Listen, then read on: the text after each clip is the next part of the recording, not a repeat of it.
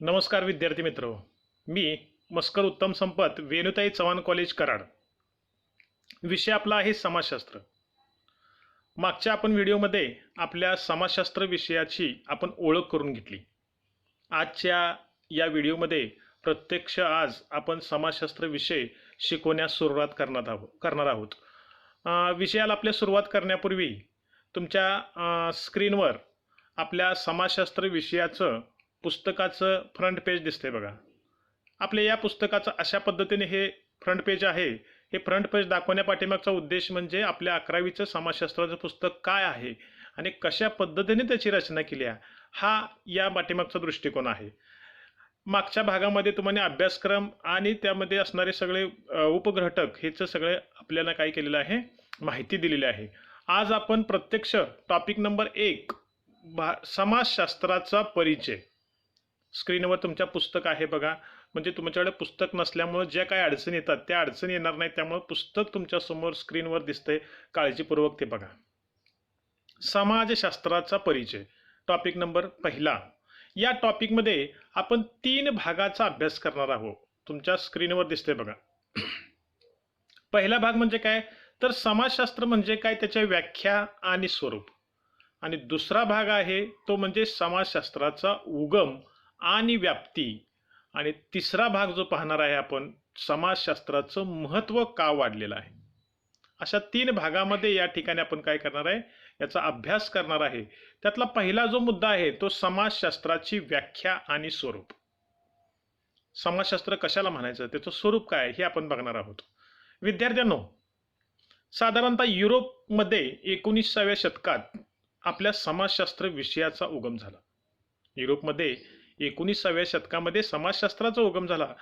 जसजसं मानवानं आपली प्रगती करत गेला तसतसं मानवाने प्रगती केल्यानंतर त्याच्यामध्ये बदल होत गेले आणि झालेला बदल हा जो अभ्यास आहे बदलाचा, तो करणं गरजेचं वाटू लागलं. आणि हा अभ्यास करण्यासाठी समाजशास्त्र विषयाची गरज भासू लागली. का, तर समाजात होणारे बदल, माणसात होणारे बदल, मानवातील संबंध, प्रेम, आपुलकी, जिव्हाळा, संघर्ष, ह्या सगळ्या गोष्टींचा अभ्यास करणं गरजेचं वाटू लागलं.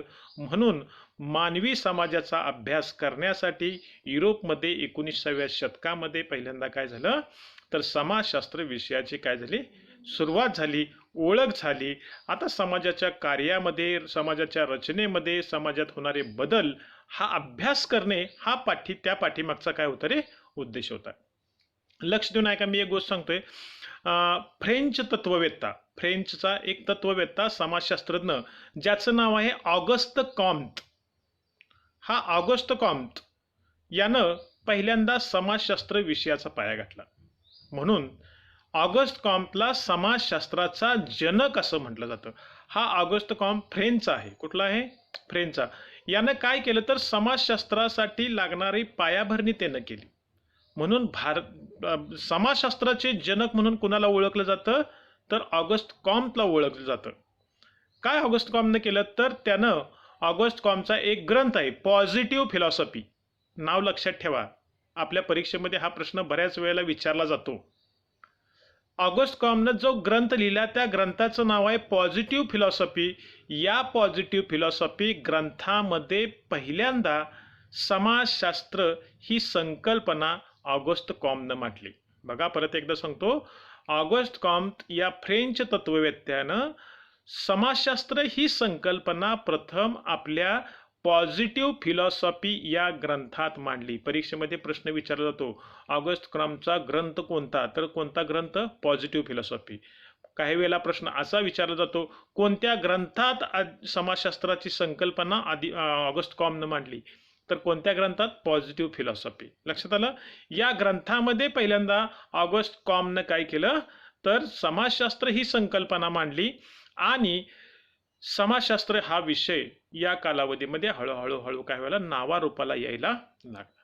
आता समाजशास्त्र, त्याला इंग्रजीमध्ये सोशॉलॉजी म्हणतात. काय म्हणतात, सोशॉलॉजी.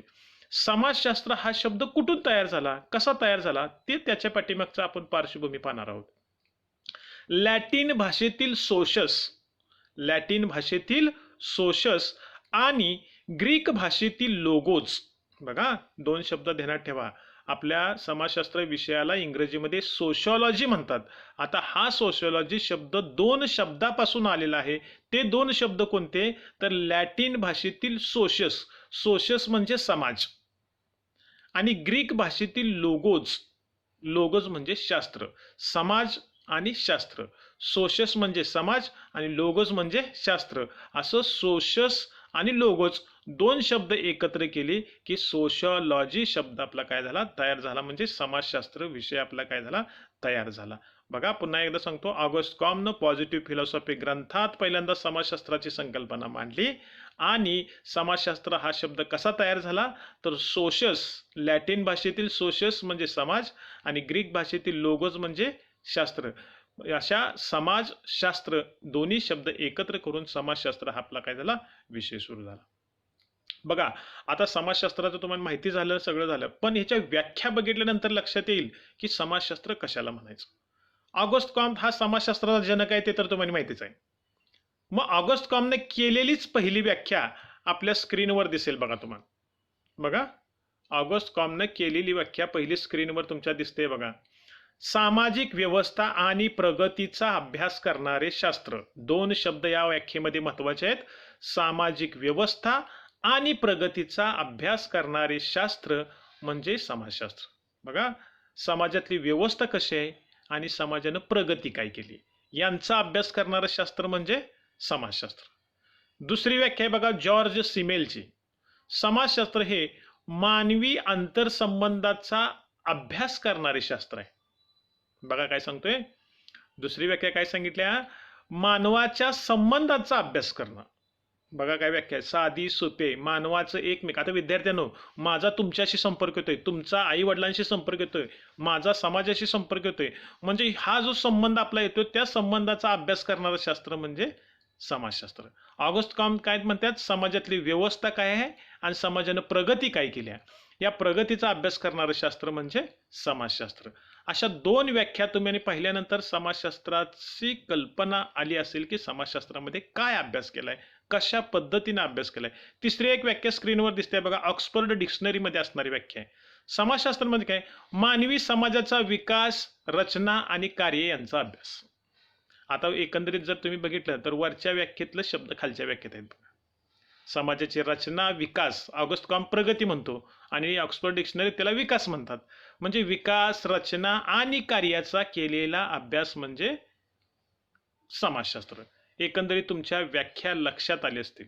व्याख्या पाहिल्यानंतर तुमच्या एक लक्षात येईल की समाज हे शास्त्र आहे आणि या शास्त्रामध्ये येणारे संबंध, त्या संबंधाचा अभ्यास अत्यंत चांगल्या पद्धतीनं मांडला जातो, केला जातो, त्याला समाजशास्त्र म्हणायचं. समाजशास्त्राची पुन्हा एकदा व्याख्या सांगतो. ऑगस्ट कॉम्ट काय म्हणतात? समाजाची व्यवस्था आणि त्याची प्रगती यांचा अभ्यास करणारे शास्त्र. त्यानंतर जॉर्ज सिमेलच्या व्याख्यामध्ये समाजशास्त्र म्हणजे काय? तर आंतरसंबंधाचा अभ्यास करणं म्हणजे समाजशास्त्र. अशा पद्धतीने समाजशास्त्रामध्ये काय आहे, समाजशास्त्राची व्याख्या काय आहे हे तुमच्या लक्षात आलेलं असेल. त्यानंतर पुढचा जो भाग आपण पाहणार आहे तो म्हणजे समाजशास्त्राचे स्वरूप. स्क्रीनवर तुमच्या दिसतोय बघा, समाजशास्त्राचे स्वरूप. एक साधारणतः 4च मुद्दे आहेत समाजशास्त्राच्या स्वरूपाचे. हे 4 मुद्दे तुम्ही पाहिले की समाजशास्त्राचं स्वरूप परीक्षेच्या दृष्टिकोनातून महत्वाचं आहे. ते स्वरूप तुम्हाला पटकन समजून जाईल बघा. आता समाजशास्त्र ही एक ज्ञानशाखा म्हणून याचा उदय झाला. समाजशास्त्र हा एक विषय म्हणून सुरू झाला आणि समाजशास्त्रामध्ये समाजात घडलेल्या घटना, त्यांचे संबंध, समाजाची प्रगती या सगळ्यांचा अभ्यास समाजशास्त्रामध्ये केला जाऊ लागला. आता समाजशास्त्राचं स्वरूप का समजून घेणं गरजेचं आहे? हे स्वरूप समजून घेतले की समाजशास्त्राची व्याख्या आणि स्वरूप समजून घेतल्यानंतर तुम्हाला समाजशास्त्रामध्ये काय आहे, काय अभ्यास आणि कोणत्या पद्धतीने अभ्यास केला जातो याचं तुम्हाला भान निर्माण होईल. त्याच्यामध्ये असणारे काय घटक आहेत, कशा पद्धतीने अभ्यास केला जातो या गोष्टीनं हे महत्त्वाचं असलेलं दिसून येतं. मग आता समाजशास्त्राचं स्वरूप बघताना त्यातला पहिला मुद्दा विचारात घ्यावा लागतो म्हणजे समाजशास्त्र एक अनुभवनिष्ठ विज्ञान आहे. अनुभवनिष्ठ किंवा अनुभवाधिष्ठ विज्ञान आहे असं म्हणतो आपण. आता अनुभवाधिष्ठ विज्ञान म्हणजे काय रे? समाजशास्त्रामध्ये तथ्याचा अभ्यास, तथ्य म्हणजे एखादी घटना असेल, एखादा विषय असेल, त्याचा अभ्यास करत असताना केवळ आराम खुर्चीत बसून अभ्यास केला जात नाही, तर जो अभ्यास करायचा आहे तो अभ्यास कुणाच्या IQ माहितीवर विचार केला जात नाही, तर त्यामध्ये त्या अनुभव घेतला जातो आणि अनुभव घेऊनच बाबत अभ्यास केला जातो. म्हणून त्याला अनुभवनिष्ठ विज्ञान आहे असं म्हटलं जातं. आता त्याच्यामध्ये एक लक्षात घ्या, अनुभवनिष्ठ विज्ञान आहे असं का म्हटलं जातं त्याचं एक उदाहरण सांगतो म्हणजे तुमच्या लक्षात बघा. भारतामध्ये आदिवासी समाज आहे, तो कुठं राहतो? सिटीत राहतो का? तर नाही, जंगलामध्ये राहतो. मग आता जंगलामधल्या आदिवासी समाजाचा जर अभ्यास करायचा असेल तर घरात बसून अभ्यास करता येईल का? नाही. का? तर ही लोक कुठं राहतात? जंगलामध्ये राहतात. त्यामुळं आदिवासींच्या जंगलामध्ये जाऊन त्यांच्या समवेत राहून तिथला अनुभव घेऊन, अनुभव शब्द आला बघा तिथं, समाजशास्त्र एक अनुभवनिष्ठ विज्ञान आहे. तिथला अनुभव घेऊन त्या ठिकाणी काय चाललंय काय नाही याचा अभ्यास केला जातो, त्याचं निरीक्षण केलं जातं, परीक्षण केलं जातं, तिथली माहिती घेतली जाते आणि मग अभ्यास करून काय केलं जातो? नियम मांडला जातो आणि अभ्यासाचा अहवाल तयार केला जातो.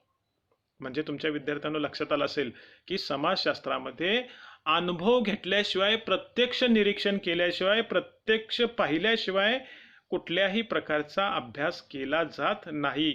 नुसती IQ माहिती पाहून अभ्यास समाजशास्त्रामध्ये केला जात नाही, तर त्या ठिकाणी मोठ्या प्रमाणावर अनुभव घेऊन त्याची माहिती सत्य पाहिली जाते आणि मगच अभ्यास केला जातो. म्हणून समाजशास्त्र एक अनुभवाधिष्ठ विज्ञान आहे असं मानलं जातं. हा स्वरूपातला पहिला मुद्दा आहे.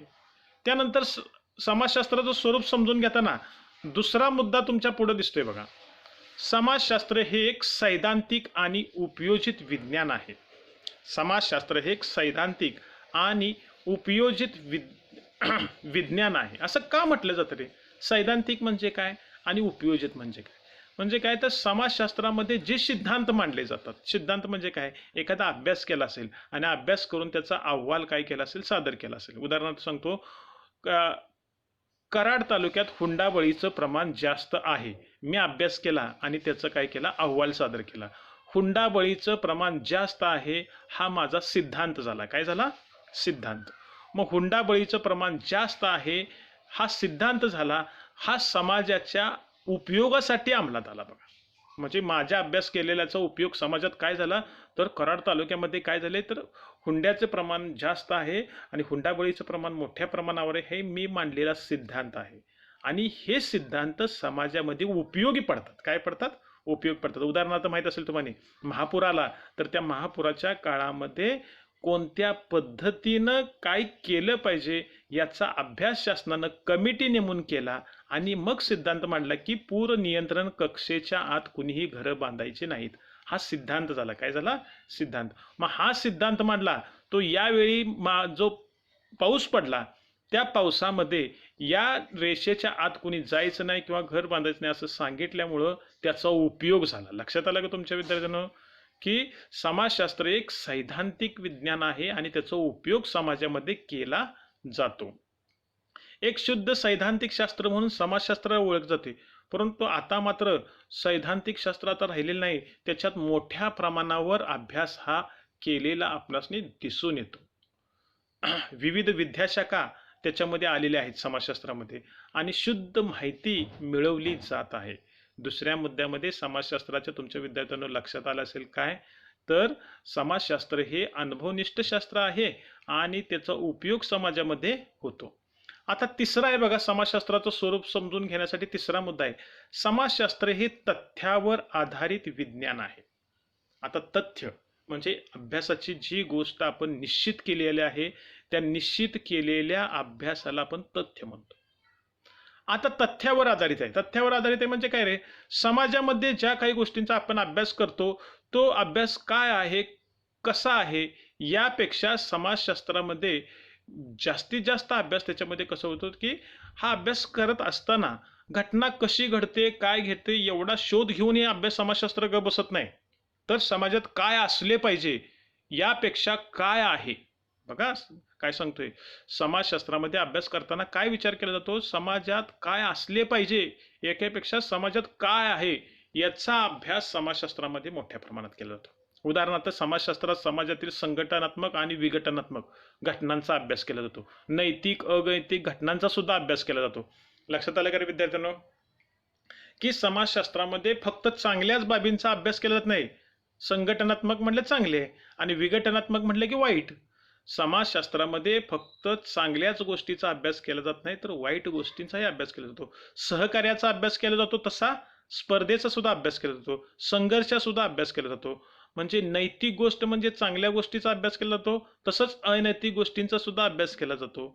म्हणजे एकंदरीत विद्यार्थ्यांनो, समाजशास्त्रामध्ये जे काही तुम्ही तथ्य मांडले त्या तथ्यावर आधारित चांगल्या वाईट योग्य अयोग्य अशा सगळ्या घटकांचा अभ्यास या ठिकाणी केला जातो.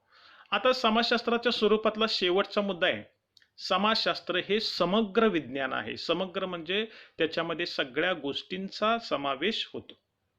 आता समाजशास्त्र हे समग्र विज्ञान आहे म्हणजे काय, तर समाजशास्त्रामध्ये संपूर्ण समाजाचा अभ्यास केला जातो.